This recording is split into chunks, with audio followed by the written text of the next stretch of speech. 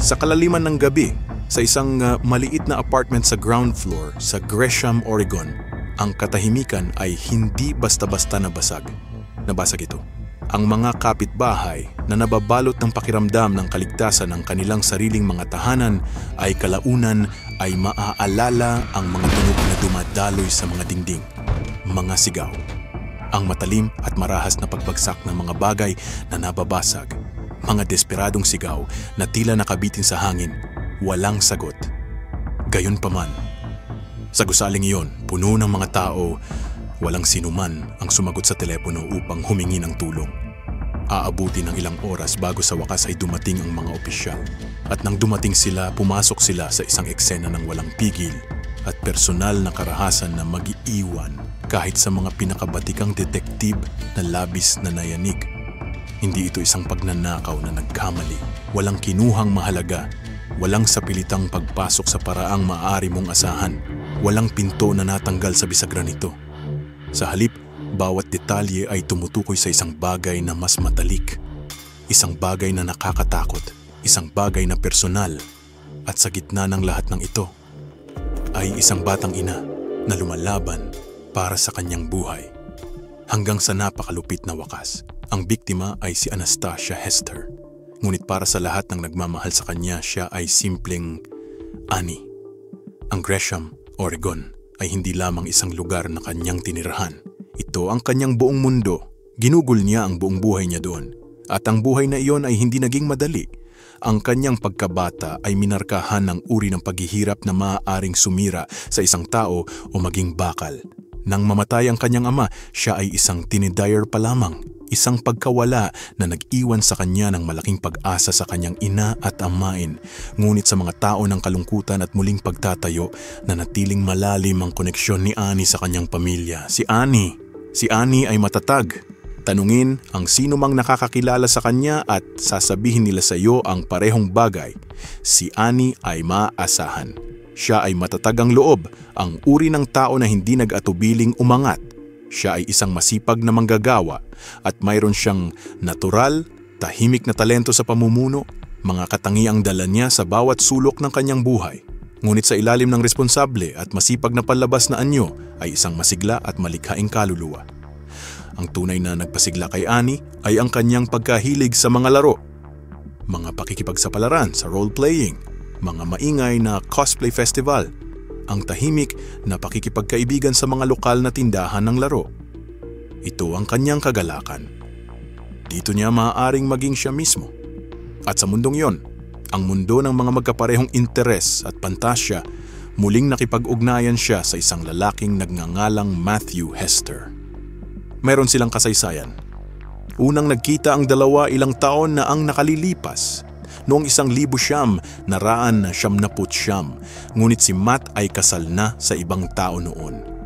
Ang buhay, gaya ng dati, ay nagdala sa kanila sa magkaibang direksyon.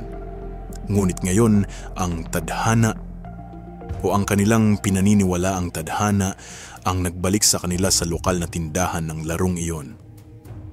Sa panahong ito, diborsiyado na si Matt.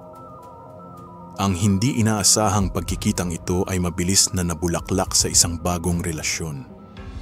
Noong 2008, ikinasal sina Annie at Matt. Ilang taon nang lumipas, noong 2011, isinilang ang kanilang anak na babae, si Alice. Nagdala siya ng bago at maningning na liwanag sa mundo ni Annie. Ngunit ang kaligayahang pumuno sa kanilang tahanan, hindi ito ginawa para magtagal. Isang taon lamang pagkatapos ng kapanganakan ni Alice, naharap si Annie sa isang mapaminsalang pagtataksil. Inulit ni Matt ang parehong pagkakamali na siyang nagtapos sa kanyang unang kasal. Pagtataksil, sinubukan ni Annie. Kailangan mong intindihin, sinubukan niyang magpatawad. Sinubukan niyang buuin muli ang nawasak na tiwala para sa kapakanan ng kanyang bagong anak na babae. Ngunit wala na ang pundasyon. Nawasak ng mas maraming kasinungalingan at mas maraming nasirang pangako.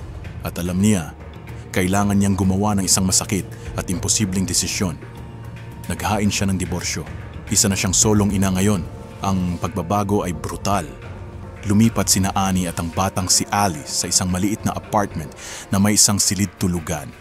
At sa isang perpektong larawan ng kanyang pagiging ina, binigyan ni Annie ang kanyang anak ng privacy ng nag-iisang silid tulugan. Siya mismo ay natutulog sa isang kutson sa sala. Ang pagkapagod ang naging palagi niyang kasama.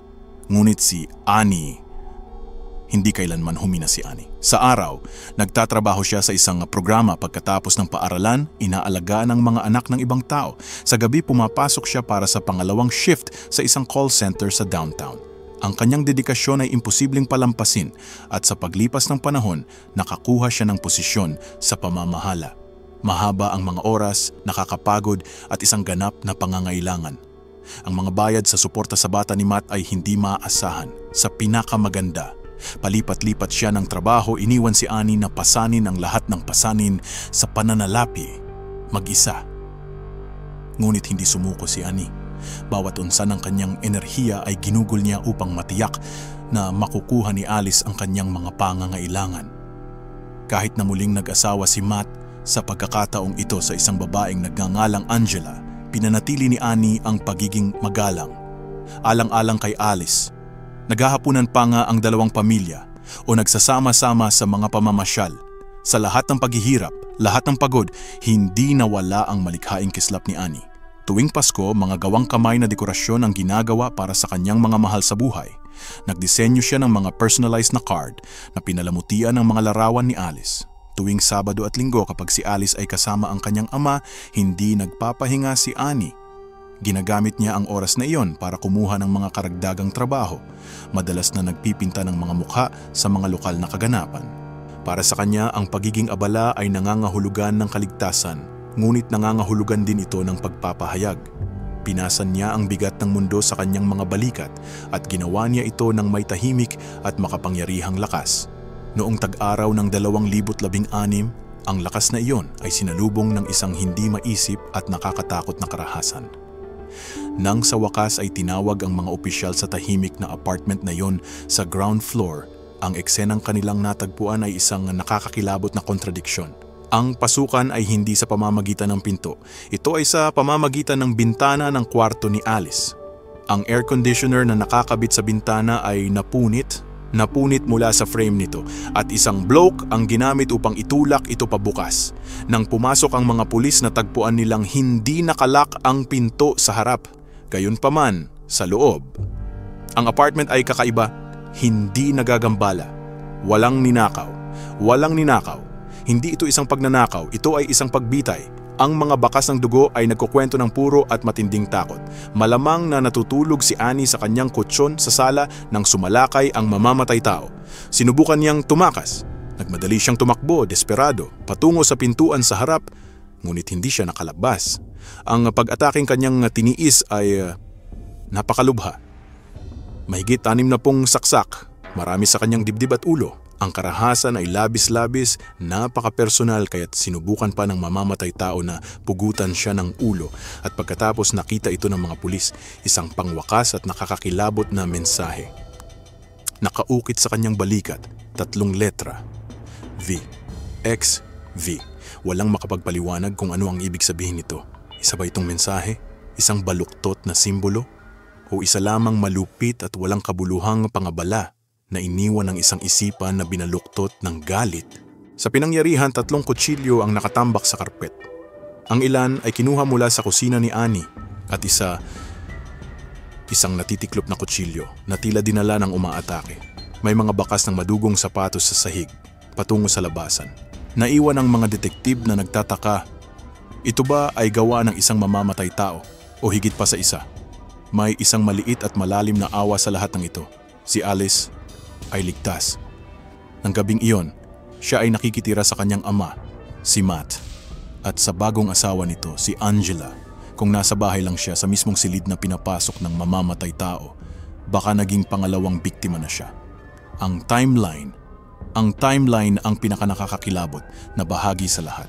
Iniulat ng mga kapitbahay na narinig nila ang mga unang sigaw at kalabog bandang 11:15 ng gabi. Inilarawan naman ng iba ang malalakas na pagtatalo, mga pagsara ng pinto, mga ungol na naganap lampas ng 12:00 ng hating gabi.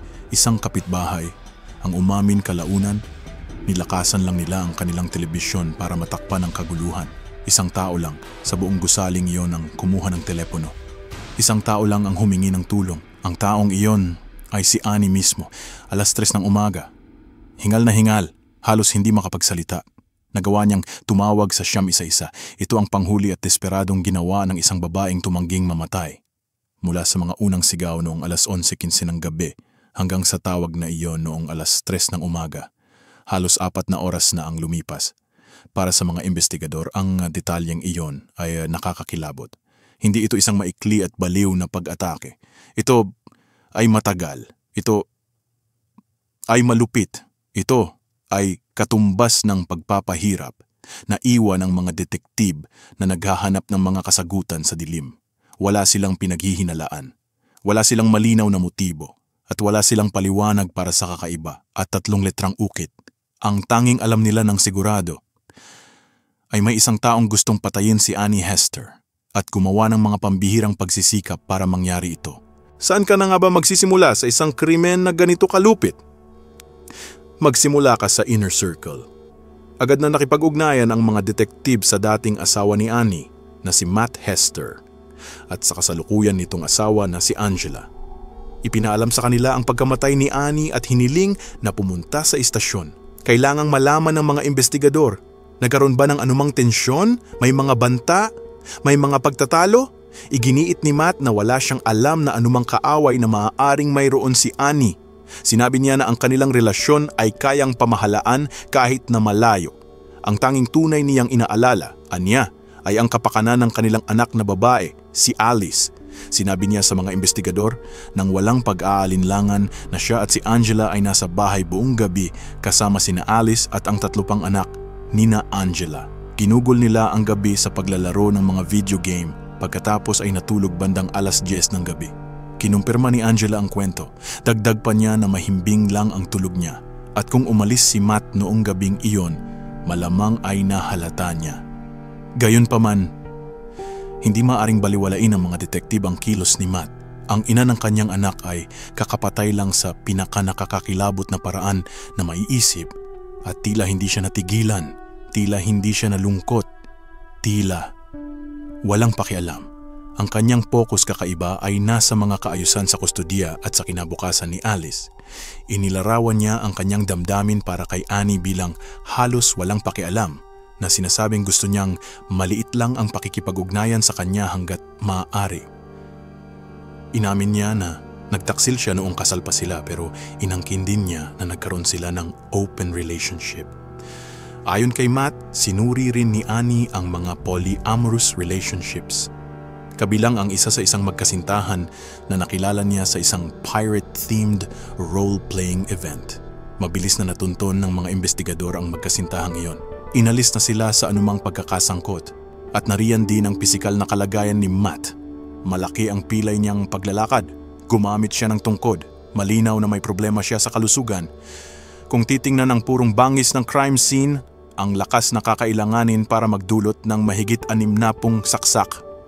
Kinailangang tanungin ng mga detektib kung may isang taong nasa kalagayan niya ang posibleng gumawa ng ganitong pag-atake, hindi man lang nag-iisa. In-interview si Angela, inulit ang parehong kwento, nasa kama bandang 10:00, nag-i-scroll sa kanilang mga telepono hanggang sa makatulog. Ang kanilang sambahayan, paliwanag niya, ay magulo. 4 na anak, 1 aso, maging ang mga nangungupahan na nagpapaupa ng mga bahagi ng ari-arian, kabilang ang garahe. Ang matalik na kaibigan ni Angela, si Karina, ang nakatira sa garaheng iyon at sinabi niya sa pulisya na sigurado siyang nasa bahay sina Matt at Angela buong gabi. Sinabi niya na kung may sasakyang umalis sa driveway, maririnig niya agad ito. Kusang loob na isinuko ni Matt at Angela ang kanilang mga telepono. Walang lumitaw na anumang dahilan. Sa puntong iyon, dahil walang matibay na ebidensya, pinalaya sila. Ang paghahanap ng mga sagot ay umabot sa nakapalibot na lugar. Nagdala ang mga detektib ng mga search and rescue team. Sinuyod nila ang mga palumpong sa kalapit na Springwater Trail kasama ang mga aso at helicopter. Kilala ang trail sa mga lumilipas na aktibidad at paggamit ng droga at natakot ang mga residente ng kapitbahayan. Marami ang naniniwala na maaaring nagtagpo lang ang landas ni Annie at isang mapanganib na palaboy. Ngunit habang mas malalim na sinisiyasat ng mga investigador ang buhay ni Annie at ang mga detalye ng kanyang laban sa kustodiya, Kay Matt ay tila hindi na akma ang teorya ng mga random na palaboy. Ang ideya ng mapayapang co-parenting ay mabilis na nabubura. Nagbago ang lahat nang pumasok si Angela sa buhay ni Matt. Ang nagsimula bilang simpleng pagrenta niya ng kwarto ay mabilis na naging isang relasyon. At mula noon, lalong tumindi ang tensyon kay Annie. Iniulat na ayaw ni Angela na makipag-usap si Matt kay Annie. At si Matt mismo ay lalong nagpumilit na magkaroon ng full-time na anak si Alice. Ang kanilang pakikibaka ay nauwi sa korte. Isang buwan bago ang pagpatay kay Annie. Ang desisyon ay lumabas na parang isang hampas ng martilyo. Ang buong kustodiya ni Alice ay iginawad kay Annie. Bukod pa riyan, inutusan si Matt na magbayad ng mahigit $13,000 bilang suporta sa bata kasama ang halos $30,000 na bayarin sa abogado. At narito ang katotohanan, walang trabaho sina Matt at Angela, wala silang kita. Napakalaki ng pinansyal at personal na paghihirap at nanalo si Annie. Para sa mga detektib, isang mahalagang tanong ang natitira. Paano dapat magbayad sina Matt at Angela? Ginugol ni Matt ang halos lahat ng kanyang oras sa bahay, ibinubuhos ang kanyang enerhiya sa pagsusulat ng pantasya at paglikha ng mga detalyadong role-playing game. Nagsama pa nga sila ni Angela sa isang maliit na YouTube channel kung saan ibinahagi niya ang kanyang mga katang-isip na mundo. Ngunit hindi nito nabayaran ang mga bayarin. Pagdating sa $10,000 na utang kay Annie, wala silang kita na masasagutan. Ang kanilang paliwanag ay sila ay full-time na tagapag-alaga. Inaangkin nila na ang kanilang mga anak ay nahihirapan sa mga isyu sa kalusugang pangkaisipan at dahil doon nakatanggap sila ng mga benepisyo ng gobyerno at tulong pinansyal. Ngunit ang dating asawa ni Angela na si Aaron ay nagkwento sa mga investigador ng isang nakakakilabot na kwento. Sinabi niya na ang mismong obsesyon na ito sa pagdiagnose at pagbibigay ng gamot sa mga bata ang nagtapos sa kanilang pagsasama. Sinabi niya na palaging naniniwala si Angela na ang kanyang mga anak ay nangangailangan ng mga gamot na may reseta kahit na hindi sumasang-ayon ang mga doktor. Para sa kanya mapanganib ito, hindi ito kailangan. At isiniwalat ni Aaron, kalaunan ay lumipat ang focus ni Angela kay Alice, ang anak ni Annie. Nakumbinsi siya na si Alice ay bipolar, isang pahayag na mariin at mariing itinanggi ni Annie na takot si Annie. Naniniwala siyang sinusubukan ni Angela na gamitin ang pangalan ni Alice at gumawa ng kondisyon bilang isang paraan upang makakuha ng karagdagang mga benepisyo. Kinumpirma kalaunan ng mga eksperto na tama si Annie na mag-alala. Ipinaliwanag ng isang lisensyadong psychologist na ang paglalagay ng label sa normal na pag-uugali sa pag-unlad bilang sakit sa pag-iisip ay nakakapinsala. Ang mga opisyal na pamantayan sa diagnostic para sa bipolar disorder ay wala pang ang umiiral para sa mga batang wala pang 6 na taong gulang. Lumala ang alitan. Isang tawag ang ginawa sa Child Protective Services. Isang hindi nagpapakilalang ulat na inaakusahan si Annie ng kapabayaan. Hindi alam ni Annie kung sino ang tumawag ngunit labis siyang nalungkot. Bagamat mabilis na ibinasura ang kaso at itinuring na walang batayan, labis siyang naapektuhan ng emosyon. Sa isang email sa isang kaibigan sumulat siya ng may dalamhati, "Hindi ko talaga maintindihan ano ang nagawa ko para maranasan ang lahat ng ito." Para sa mga investigador, ang motibo ay lalong lumilinaw sa bawat araw: kustodiya, selos, at pera. 3 makapangyarihan at pangunahing dahilan kung bakit gustong mawala nina Matt at Angela si Annie. Ngunit hindi sapat ang motibo lamang, kulang pa rin sila ng ebidensya. Ibinalik ng mga detektib ang mag-asawa para sa karagdagang pagtatanong. Sa pagkakataong ito, ginulat ni Matt ang mga investigador. Kusang loob niyang hinubad ang kanyang damit, ipinakita sa kanila ang kanyang katawan na nagpapatunay na wala siyang mga sugat, walang mga kalmot. Sa isang kaso kung saan ang biktima ay labis na nakipaglaban para sa kanyang buhay, naniniwala ang mga detektib na halos tiyak na magkakaroon ng mga pinsala ang pumatay. Gayunpaman, iginiit ni Matt na wala siyang itinatago. Si Angela, sa kanyang bahagi ay halos walang sinabi. Nanatili siyang nakayuko, nagrereklamo na hindi maganda ang kanyang pakiramdam. Ngunit pagkatapos, nagpakilala siya ng mga bagong detalye. Mga detalyeng tahasang sumasalungat sa kanyang orihinal na pahayag. Inamin niya na bandang 3:00 ng umaga noong gabi ng pagpatay, ang eksaktong oras na tumawag si Annie sa siyam na isa-isa. Siya ay talagang gising. Ayon sa kanyang bagong kwento, dinala niya ang mga aso sa labas pagkatapos ay biglang nagkasakit ng malubha. Labis ang sakitan niya kaya kinailangan siyang tulungan ni Matt na maligo at magpalit ng damit. Sa bagong salaysay na ito, pareho silang gising at gumagalaw sa mismong oras ng pag-atake. Gayunpaman, dahil sa walang matibay na ebidensya, napilitan ng mga detektib na palayain sila muli. Ngunit sa pagkakataong ito, naglunsad sila ng palihim na pagmamatiyag at ang kanilang natuklasan ay nakababahala. Ipinakita sa kuha si Matt, ang lalaking nakasandal ng mabigat sa isang tungkod sa silid ng interogasyon na gumagalaw ng walang anumang kahirapan. May dalang mabibigat na shopping bag, nagtatrabaho sa bakuran, naglalakad ng walang tungkod. Ang kahinaan na ipinakita niya ay mukhang isang pag-arte na ngayon.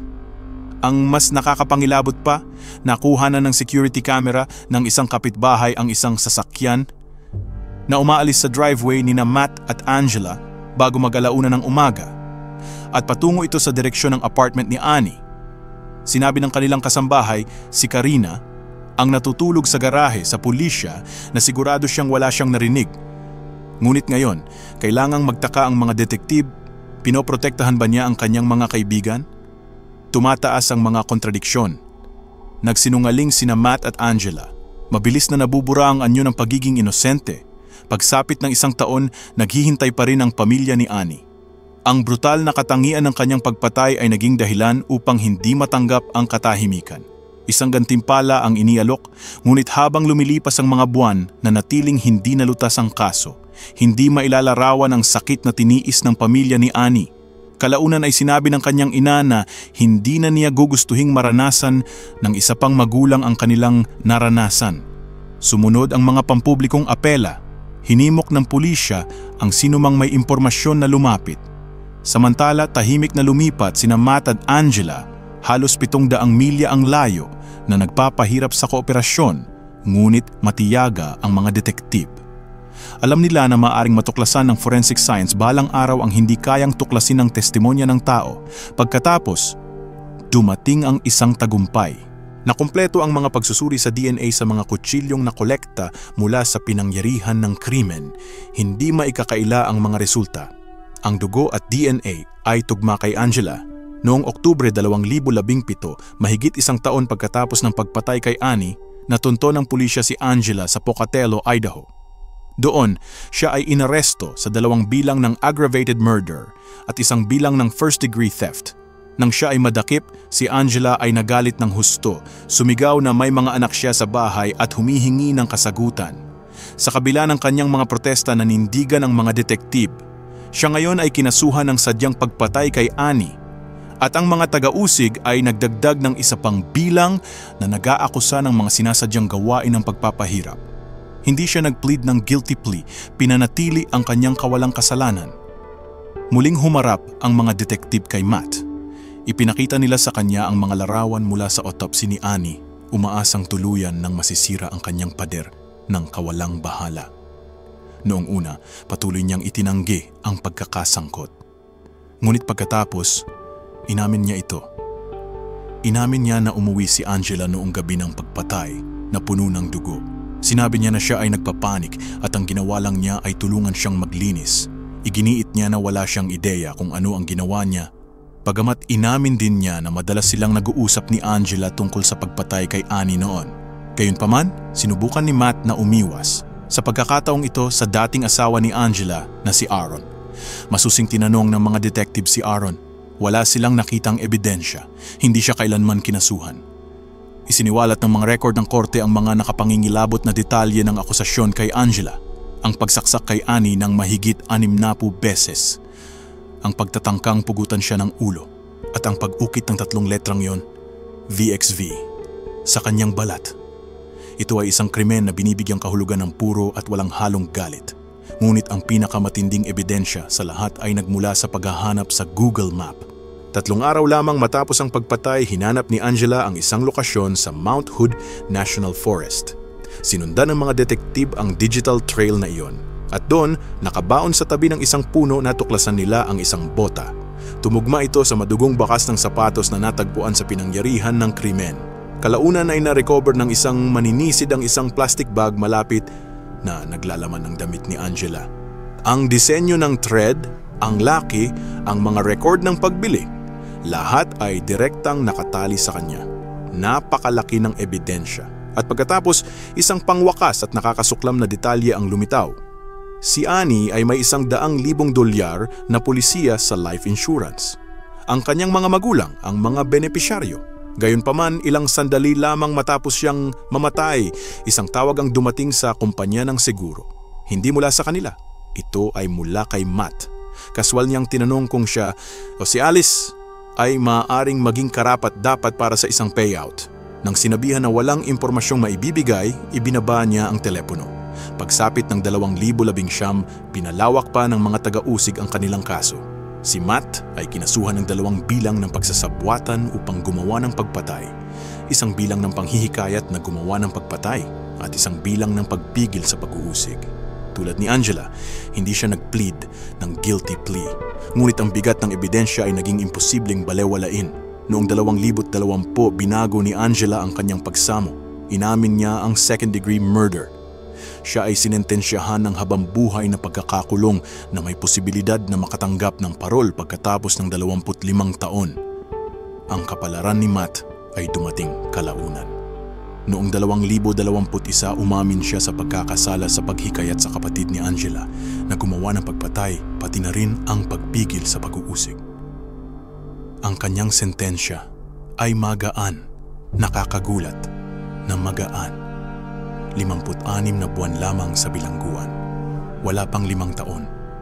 Marami ang nakakita nito bilang isang kontrobersyal na desisyon, ngunit naniniwala ang mga taga-usig na ito ay estratehiko. Kung may lumitaw na mas matibay na ebidensya laban kay Matt sa hinaharap, nais nilang mapanatili ang opsyon na kasuhan siyang muli ng sabwatan. Ang pagpapawalang sala ay magiging imposible. Naghiwalay sina Angela at Matt habang nasa likod ng mga rehas. Hindi pa nagsasalita si Angela tungkol kay Annie sa publiko simula nang siya ay arestuhin. Nang tanungin ng mga bisita, ang tanging sinasabi niya ay, "Sa pagitan ko iyon at ng Diyos." Ang mga anak ni Angela ay pumasok sa foster care at si Alice ay inampon ng ina ni Annie. Sa huli, natagpuan ni Alice ang kaligtasan at pagmamahal sa loob ng pamilya na palaging nais ni Annie na protektahan siya. Yaong mga nakatrabaho ni Annie, iyong mga nakakakilala sa kanya, naalala nila siya bilang higit pa sa isang biktima. Isa siyang pinagmumula ng inspirasyon, isang taong walang pagod na nagtrabaho, nagpasan ng mabibigat na pasanin, at gayunpaman nagawa pa ring lumikha ng kagalakan para sa iba. Ang kanyang pagiging positibo kahit sa pinakamadilim na panahon ay nag-iwan ng pangmatagalang impresyon sa lahat. At kahit sa kanyang mga huling sandali sa apartment na yon, sa loob ng 4 na nakakatakot na oras, ipinakita ni Annie ang lagi niyang kinakatawan, lakas, katatagan. At isang matindi, hindi maisip na determinasyon na lumaban. At diyan na natin tatapusin ang kwento ngayon. Mula sa kaibuturan ng aking puso, salamat sa inyong pagtangkilik at pagtulong sa akin na malampasan ito. Pakibahagi po ang inyong mga saloobin sa mga komento. Binabasa ko ang lahat ng aking makakaya. Sa lahat ng sumuporta sa aming gawain, hindi ko kayo lubos na mapapasalamatan. Kayo ang makina na nagpapahintulot sa akin na patuloy na ituloy ang mahahalagang kwentong ito para sa kamanghamanghang komunidad na ito. Marami pang darating. Hanggang sa muli, mag-ingat kayo.